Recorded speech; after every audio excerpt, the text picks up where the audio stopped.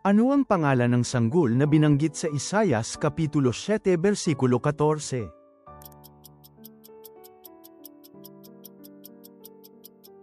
Emmanuel. Ano ang pangalan ng hari ng Hilagang Israel noong panahon ni Elias?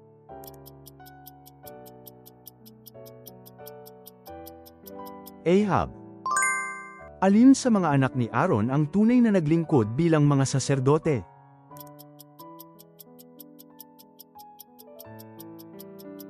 Eleazar at Itamar. Anong paraan ang ginamit ng mga apostol pagkatapos magdasal upang pumili ng kahalili kay Judas?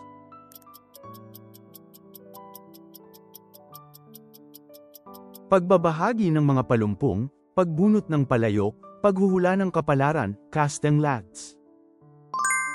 Sa himala kung saan pinakain ni Jesus ang karamihan gamit ang 2 isda at 5 tinapay, ilang basket ng mga natirang piraso ang tinipon.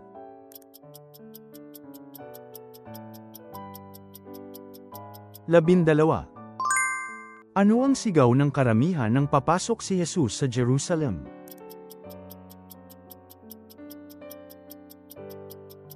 Hosanna, anak ni David. Sino ang hari ng Assyria na sinakop ang matitibay na bayan ni Juda noong 14 na taon ni Hezekias?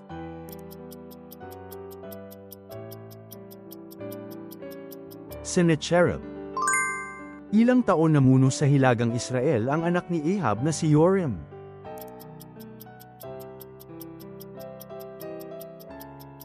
Labindalawang taon. Kasabay ng yelo sa ikapitong salot, ano pa ang bumagsak?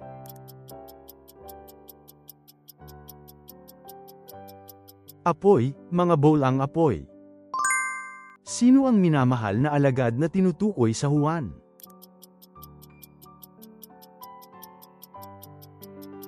Juan.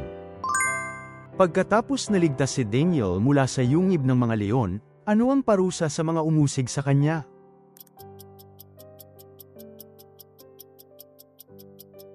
Ibinato sa yungib ng mga leon. Sa Josue Kapitulo 24, ano ang ipinadala ng Diyos upang paalisin ang mga Amorita mula sa lupain?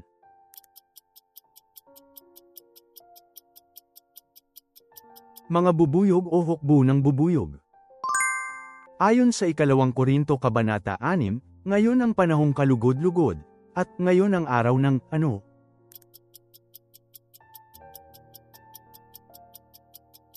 Araw ng kaligtasan.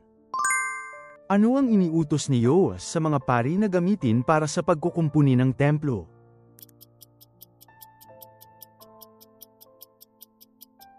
Lahat ng pilak na dinadala sa bahay ng Panginoon. Ano ang sinabi ni Pablo na ginagawa sa atin ng pag-ibig ni Kristo?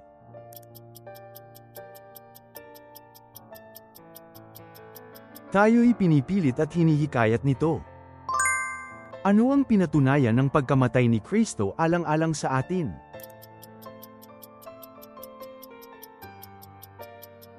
Ang pag-ibig ng Diyos. Ano-ano ang nasa loob ng kumot sa pangitain ni Pedro bandang 6 na oras?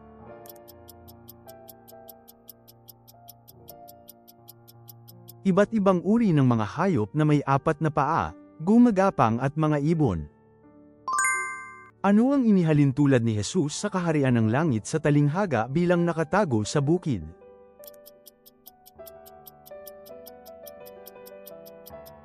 Kayamanan. Bakit hindi sinumpa ni Balaam ang Israel kundi pinagpala niya sila?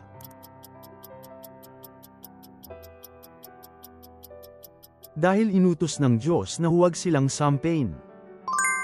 Sa pagsaway ni Jesus sa mga nagtitinda sa templo, anong uri ng lugar ang kanilang inihambing ng Panginoon?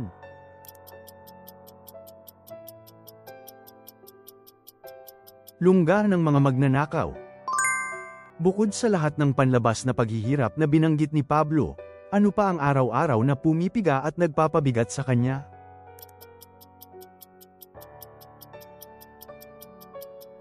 Ang kanyang pagkabalisa para sa lahat ng mga iglesia.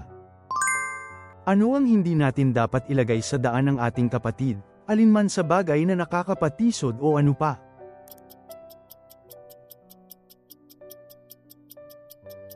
o anumang bagay na makapagpapabuwal sa kanya. Saang lungsod pinaiiral ni Solomon na manatili lamang si Shimei?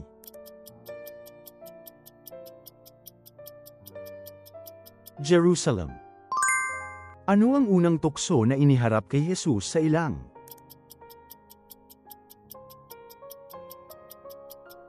Gawin mong tinapay ang mga bato.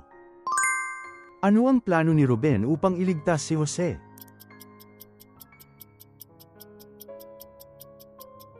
Itapon siya sa isang hukay. Sino ang itinalagang gobernador upang mangasiwa sa mga natitirang tao sa lupaing Juda matapos ang pagkawasak?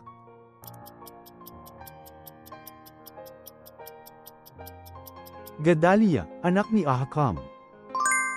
Ano ang sinabi ni Pablo na napakarami ng mga taga-Korinto, ngunit kakaunti ang alin?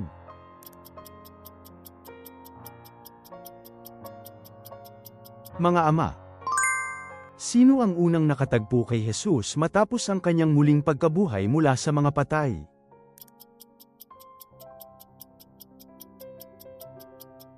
Maria Magdalena. Sino ang mga anak na isinilang ni Tamar na manugang ni Juda?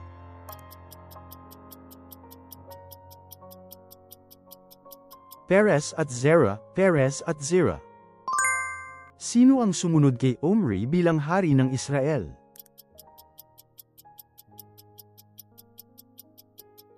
Ang kanyang anak na Ahab. Ano ang ginamit ni Eliseo nang hinati ang tubig?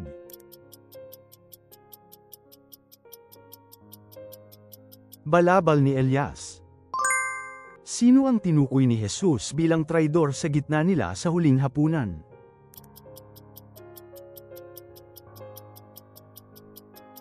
Judas Iscariote. Sino ang namatay ng tamaan sa batong gilingang itinapon ng isang babae sa panahon ng labanan sa mga hukom?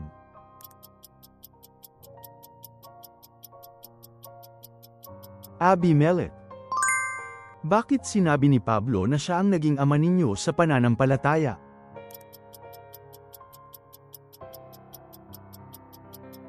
Sapagkat sa pamamagitan ng Ebanghelyo ay naging anak ko kayo kay Kristo Jesus. Hindi upang hiyain ang mga taga-Korinto kundi sa anong pagkadama sinabi ni Pablo ang mga bagay na ito.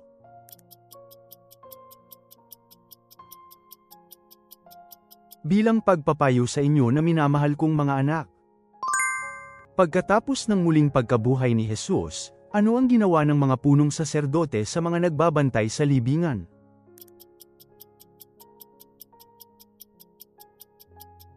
Binigyan nila ng pera at hinikayat na magsabi ng huwad na patoto. Ano ang hiniling ni Estera na wasakin sa harap ng hari habang siya ay umiyak at nanalangin?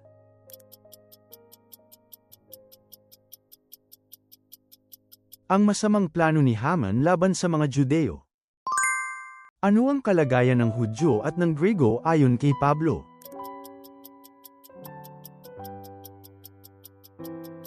Nasa ilalim ng kasalanan. Ano ang inihanda ng mga matatalinong birhen sa tala ng Mateo?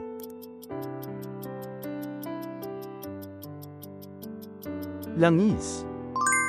Sino ang manggagawang dinala ni Solomon mula sa Tyro, anak ng isang babae mula sa tribong Naphtali, na bihasa sa paggawa ng tanso?